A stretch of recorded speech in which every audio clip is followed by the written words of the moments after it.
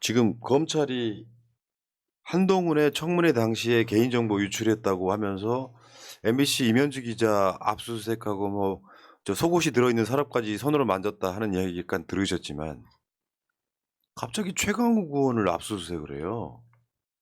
되게 이게 뭔 사건인가.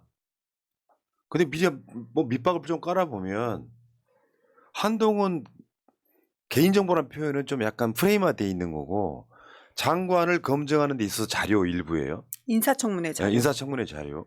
여기다가 이제 개인정보 프레임을 만들어가지고 개인정보 유출되면 안 되지 이야기하는데 그러면은 그 한동훈 인사청문회 자료가 민주당한테만 왔을까요? 국민의힘하고 똑같이 갈 거 아니에요? 아니지. 청문회 관련해서 국회의원들한테는 대부분 다 갔을 거란 말이에요. 근데 그 정보가 민주당 통해서 유출됐다고 하는 것 자체가 뇌피셜이죠 일단. 국민의힘이 유출했을 수도 있잖아요. 문제는 더 골 때리는 건 최강욱 의원이 유출했다고 하는 어떤 증거도 없어요. 그냥 뇌피셜인 거예요. 최강욱이 흘렸을 거야?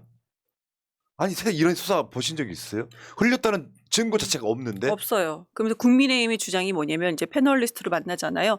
경찰이 수사했더니 혐의가 있대잖아요. 그럼 혐의가 뭔지 정확하게 좀 해봐라. 수사 과정 얘기를 어떻게 합니까? 경찰이 혐의가 있으니까 지금 압수수색하는 거 아닙니까? 이렇게 얘기를 해요. 그런데 이거 관련해서는 인사청문회 기간 동안에 인사청문회 자료는 기자들은 국회 출입 기자든 어느 이제 그런 기자들은 출입처 기자들은 몇 명에서 몇 수십 명이 있는 꾸미 방이 다 카톡방이 전부 다 있습니다.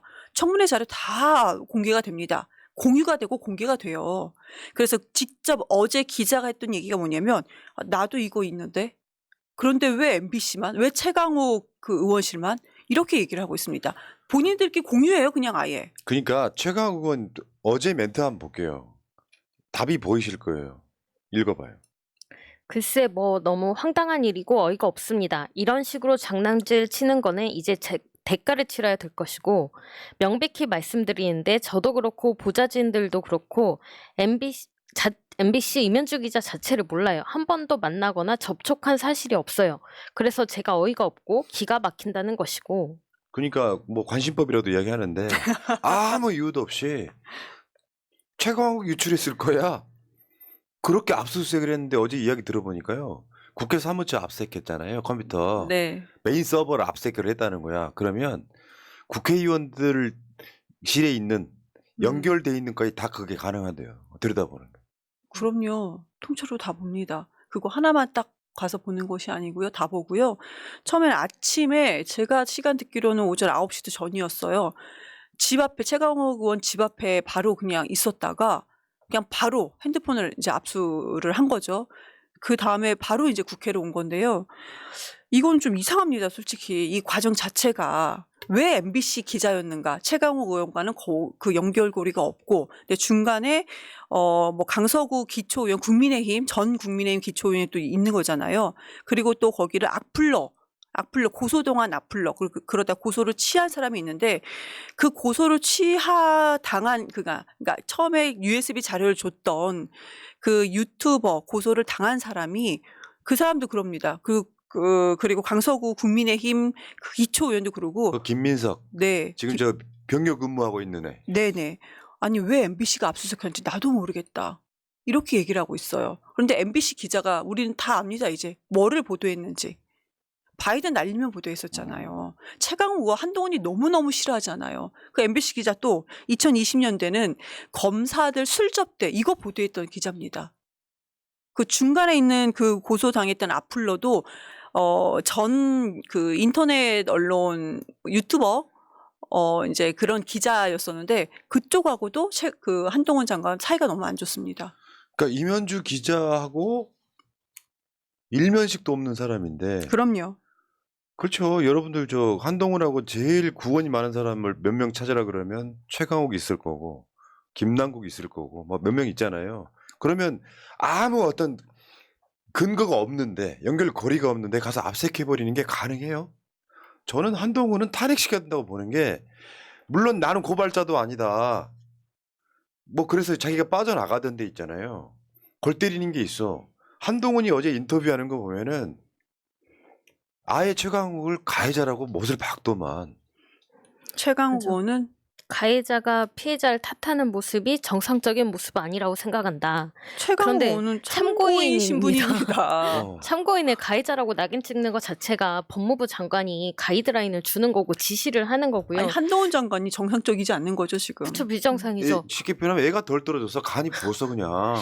한동훈이 사적인 감정을 이용해서 복수를 하고 있는 게 아닌가라는 생각이 들고, 사실 MBC 기자 압수수색을 할 때 이미 보수 쪽 패널이 이거 자료 민주당 의원이 줬다라는 이야기를 했습니다. 그래서 거기서부터 이거 기획수사네라는 생각이 들었었고, 그때 그 의원을 누구로 찍을 것이냐 할 때 최강욱 의원이 될 것 같다라는 예감이 들었었는데, 정말로 최강욱 의원을 압수수색하고 있는 거잖아요. 이건 진짜 한동훈의 그냥 사적 복수다라고 밖에 볼 수가 없습니다. 물론 한동훈이 경찰에 직접 지시하진 않았겠죠. 제일 중요한 건 그 과잉 충성 수사를 하고 있는 애들. 그게 정치 경찰이고 정치 검찰인 거예요. 국회 출입하는 기자들이 1000명 정도 되거든요. 그런데 미디어스 권혁수 기자가 이제 보도된 그 기사도 있는데 저도 이제 개인적으로 많이 물어봤어요. 이거 어떻게 생각하냐. 그러면 종편에 있는 기자들조차도 이거는 통상적인 언론의 취재 방식이었어요. 그 본인들도 이거를 가지고 있다는 겁니다. 그러면은 매번 이렇게 해오던 취재 방식인데 한동훈한테 밉보이니까 이렇게 압수수색까지 당하는구나. 야, 우리 이제 이렇게 압박하고 눈치 보면서 어떻게 취재를 하지? 종편에 있는 기자들도 TV조선, 조선일보 기자도 이런 얘기를 합니다. 그러니까 이게 너무 노골적이잖아요. 권력 있는 자들이 이면주, 최강욱, 뭐 나랑 안 좋은 추억이 있으니까 과잉되게 털어버려.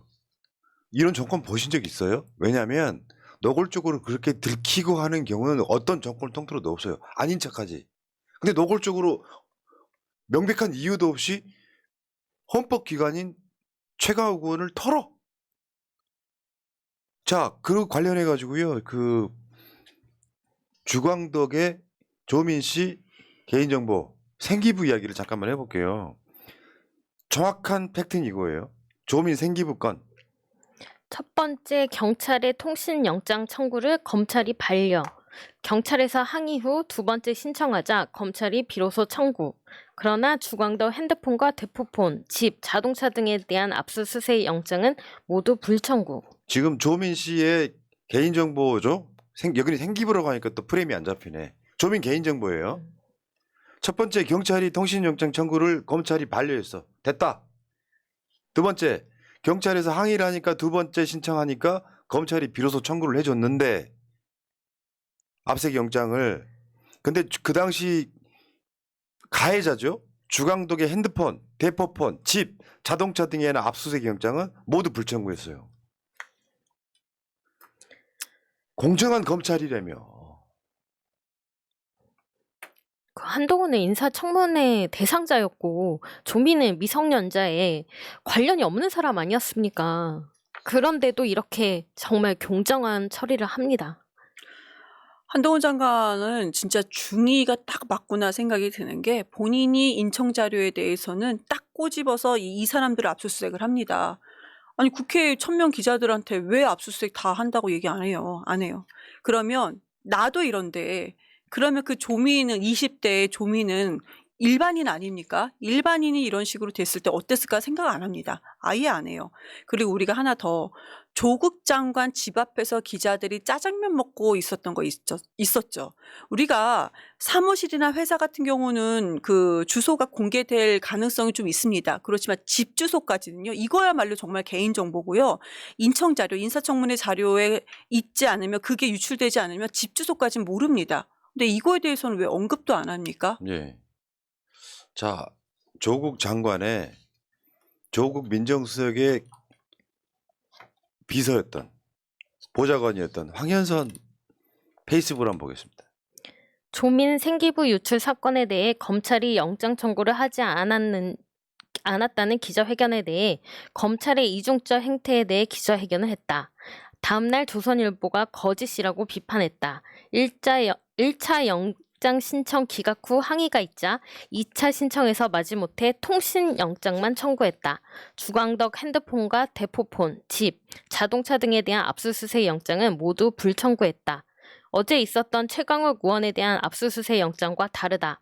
전화통화로 생계부를 보낸다고 수사하는 모양이다. 요즘은 통화로도 그림 파일을 보낼 수 있는 기술이 개발됐나? 한동훈 인사검증자료 유출건도 주광덕 사례에 비춰보면 통신영장만 청구하면 되지 전화기 압수, 사무실 압수 등과 확연히 다르다. 심지어 일부 보좌진 전화기까지 압수했다는 보도도 있다. 주광덕은 수사 신용만 하고 최강욱에 대해서는 과잉 수사를 하고 있다. 이러고도 검찰이 공정한 잣대를 가지고 수사한다고 말할 수 있나? 조선일보는 검찰의 대변인인가? 최강욱과의 대가를 치를 것이다. 최소한요 공정한 척이라도 해야 돼요. 얘들은 노골적이잖아. 하는 짓을 보면 같은 사안을 비교해봐도 너무 차이가 나잖아요. 그러니까 얼마 전에 있었던 그 모 회사의 아파트 분양 광고를 보면 거기에 언제나 평등하지 않은 사회를 꿈꾸는 당신을 위한 뭐 아파트 이런 식의 문구가 있는데, 그러니까 이런 사람들한테는 공정하게 보여야 된다라는 의식조차 없습니다. 맞아요. 기본 철학이 없는 거죠. 노골적이야. 네. 눈치도 안 봐. 이게 제가 생각하는 저들이 망하는 방법이에요. 우리가 권력 잡았으니까 우리 마음대로 할 거야. 그러면서 이직들 상대로는 우리 공정한 사람들이야 라고 이야기를 하지. 그래서 이만큼 공정하다고 거짓말을 하죠. 그 사람들이 또 현혹돼 가지고 새날 국민 유튜브 봐가지고 악플 달죠. 이게 반복되는 패턴 같은 건데. 그러니까 말도 안 되는 거예요. 근데 이 사람들은 또 있어. 그런 정신병자들이 진짜 나쁘다고 생각이 드는 게, 이 사람들은 정권을 잡았으니 싹 쓸어도 된다고 생각하는 마인드를 그대로 갖고 있는 거예요. 그 요구에 윤석열이 충실하게 부합하는 거죠. 근데 그거는 극우 정권이고 망하는 정권인 거죠. 왜냐하면 윤석열이 극우의 지지를 얻고 당선됐을지 모르지만 윤석열은 대한민국의 대통령인 거예요. 뭐든지 공정하게 해야죠. 지지하지 않은 사람들한테도 공정하게 해야죠.